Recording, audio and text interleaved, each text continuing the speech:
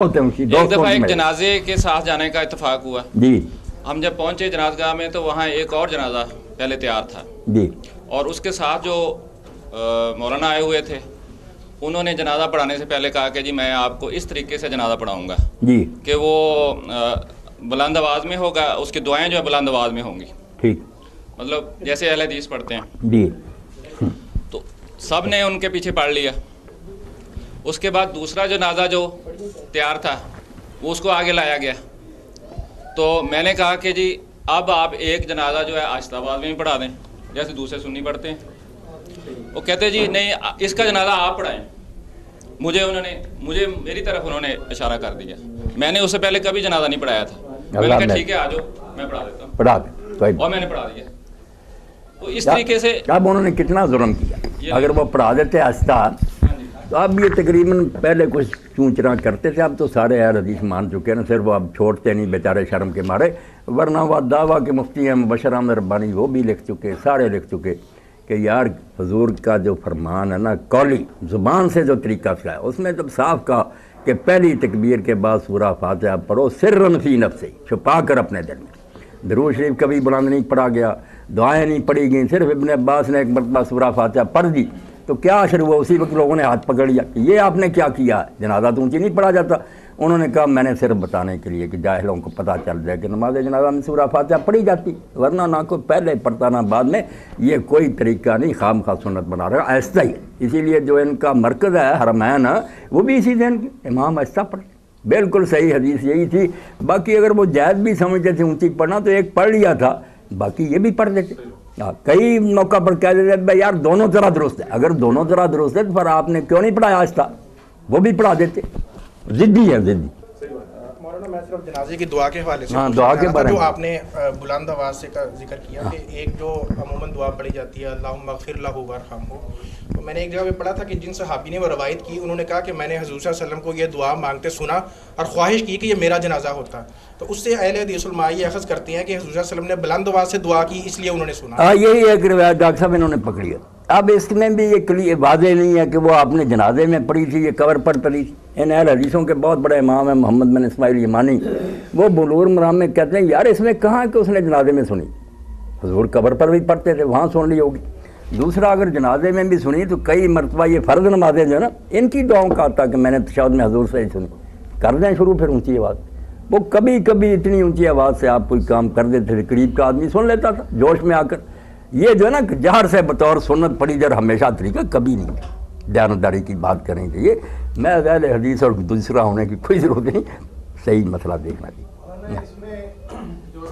बाकी शिया हज़रात जहर से पढ़ते हैं डॉक्टर साहब, वो सारा जनाजा ऊँची पढ़ते हैं, उनके पीछे अगर कोई पढ़ रहे तो इमाम ऊँची पढ़ता जाता है, मगर वो ये नहीं करते कि जैसे ये आमीन आमीन कहते हैं। बहुत बड़े आलम थे मौलाना ताला ने शरह लिखी है नसाई की, वो खुद कहते हैं कि ये जो अहले हदीस पीछे आमीन कहते हैं ये तो बिल्कुल बनावटी है। इमाम अगर ऊँची भी पढ़े इन्हें कोई नहीं इजाज़त की उसी पर बस करें, हर एक ने अपनी दुआ पढ़नी। ये आमीन तो दिखा ही नहीं सकते कि जनाजे में कोई आमीन पर गुजारा करे, ये तो बिदअत ईजाद इन्होंने किया। ऊँची भी अगर वो पढ़ता है सूरह फातिहा पढ़ता है, ये पीछे पढ़ते नहीं रहते, अपनी अपनी पढ़ते, दुआएँ खुद करें।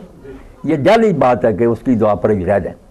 ना ये जो सिर्री आप कह रहे हैं कि दुआ जनाजे में पढ़ने की सुन्नत है, साबित नहीं है जहरी पढ़ना है। तो ये जो हमारे यहाँ जनाजे हो रहे हैं कि 2 मिनट के बाद जनाजा ख़त्म हो जाता है, सिर्री जो नमाज दुआ है वो इमाम साहब एक ही पढ़ते हैं अल्लाह मग़फ़िर ले ये ना व मैयतना और फ़ारिग। एक आदमी की के लिए दुआ के लिए लोग इकट्ठे हुए हैं तो क्यों ना उसके लिए ज़्यादा से ज़्यादा दुआएँ मांगी जाएँ कि आए ही इसलिए हैं कि उसका कुछ फ़ायदा हो। तो इसमें आप क्या फरमाएंगे कि जी वो 2 मिनट में जो नमाज जनाजा ख़त्म करके घरों को भागें तो ये ठीक है या क्या किया जाता है, या तसल्ली से उसके लिए दुआएं मांगनी चाहिए? ये बात दिल की बाहर आ गई। आप जरा सुन लें, कोई झटका नहीं करता, खुदा के बंदो किसी को अपने जनाजे का झटका करने की क्या जरूरत। आपका पढ़ाते हों तो हम कह रहे हैं कि वो झटका कर रहे हैं, वो तो जनाजा उनका खुद पड़ा होता। ये झटका वगैरह ना कहें, मसले की बात सुने कि मसले के मुताबिक उनका जनाजा बिल्कुल ठीक है, कोई उसमें कसर नहीं होती। आप भी उनके साथ पढ़ लें।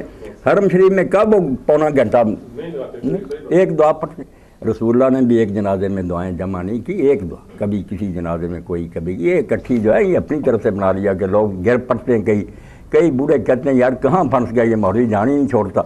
کوئی ایسی دعا نہیں خدا آپ دیکھ لیں. اب ڈاکٹر صاحب اردو ترجمہ بھی ہو گیا, ادارہ معارف نے اپنے جماعت اسلامی والوں نے کر لیا, بڑا اچھا مجموعہ. وہ وہاں سعودیہ میں ایک عالم کر رہا, بڑی تحقیق کی, فقہ عمر, فقہ ابو بکر, فقہ عثمان, علی ابن مسعود, بہت محنت کی ہے. اب اماموں کی فقہ تھی نا, اس نے ان کی ہے. جس کتاب میں کوئی روایت تھی نا, پھر وہ بات آ کے حساب سے وضو میں آپ نکال دیں, حضرت عمر کے فیصلے مل جائیں گے, حضرت عثمان, بہت قیمتی کتاب ہے. اب اس میں جب انہوں نے جنازے کا لکھا, آپ دعا سنیں حضرت صدیق کی. ہم رسول اللہ کی دعاؤں کے بھی پابند نہیں ہیں, وہ نمونے ہیں, ہر شخص اپنے طریقہ سے دعا کر سکتا جو وہ مناسب سمجھے. یہاں پابندیاں نہیں, غلط بات ہے کہ طواف میں یہ کریں وہ کریں, ہر آدمی کو چھٹی ہے. وہ نمونہ حضور نے ایک دے دیا کہ یہاں تم دعا کر سکتے ہیں جو ہمارا جی چاہے. اب صدیق اکبر رضی اللہ عنہ کی دعا سنیں, کتنی چھوٹی ہے. ڈاکٹر صاحب تو جھٹکا ہی کہیں گے, میں کہتا ہوں اس کے بعد لمبی دعاؤں کی ضرورت نہیں. اللہ عبدو کا اسلم الاہل والآل والعشیرہ والذنب عظیم وانت الغفور الرحیم, بس ختم. کہ یہ تیرا بندہ ہے, اس کے خاندان اور قبیلے اور رشتہ داروں نے اب اس کو تیرے حوالے کر دیا, سب ساتھ چھوڑ گئے, اور ہم مانتے ہیں کہ اس کے جرم بہت زیادہ ہیں, مگر تو بخشنے والا اور مہربان. کوئی کسر رہ گئی؟ آپ 1000 دن لگے رہیں, کیا بیان کریں گے؟ یہی کہیں گے کہ اللہ تیرا بندہ ہے, کوئی دخل نہیں دے سکتا. اللہ عبدو کا اسلم الاہل والآل والعشیرہ, جن پر اس کا بھروسہ تھا وہ آل قبیلہ خاندان اب اس کا ساتھ چھوڑ گئے. تیری عدالت میں پیش ہے, والذنب عظیم, گناہ واقعی بڑے ہیں, وانت الغفور الرحیم. اس لیے نہ کہیں جھٹکے نہ کوئی اور بات ہے, خدا کے لیے سب کی بات توجہ سے